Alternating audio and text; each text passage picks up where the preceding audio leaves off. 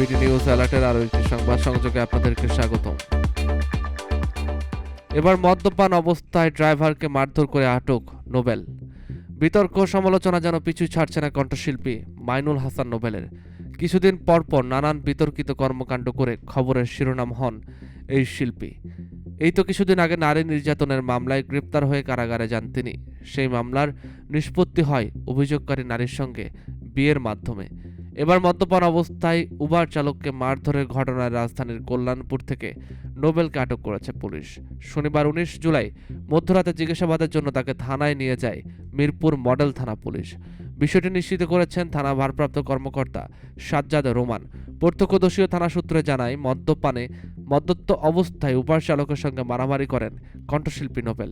Uber চালক জানান, Uber অ্যাপের মাধ্যমে একটি প্রাইভেট কার ভাড়া করে গন্তব্যস্থল হাবুলের পুকুরপাড় এলাকায় আসেন কণ্ঠশিল্পী নোবেল।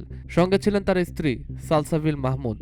গন্তব্যস্থলে যাওয়ার পরও নোবেল গাড়ি থেকে নামতে চান না, উদ্ভট কথাবার্তা ও গালাগালি করতে থাকেন। এভাবে তারা দুজন তর্কে জড়ালে এক পর্যায়ে নোবেল উত্তেজিত হয়ে ড্রাইভার আকবর হোসেনকে মারধর করেন। ঘটনা দেখে উৎসুক জনতা জড়ো হন এবং নোবেল জনতার তোপের মুখে পড়েন। পরে ঘটনাস্থলে যায় মিরপুর থানা পুলিশ। আটক করা হয় নোবেল, ভাড়ায় চালিত গাড়ি ও ড্রাইভারকে। শনিবার মধ্যরাত পর্যন্ত এই ঘটনায় কোনো মামলা হয়নি। এ বিষয়ে মিরপুর মডেল থানা ভারপ্রাপ্ত কর্মকর্তা সাজ্জাদ রহমান বলেন, নোবেলকে জিজ্ঞাসাবাদের জন্য থানায় আনা হয়েছে, তবে তার বক্তব্য শুনে পরবর্তী ব্যবস্থা নেওয়া হবে। এর আগে গত ২৪ জুন নারী নির্যাতনের মামলায় জামিন পান নোবেল। মেট্রোপলিটন ম্যাজিস্ট্রেট মেহরা মাহবুব তাকে জামিনের আদেশ দেন।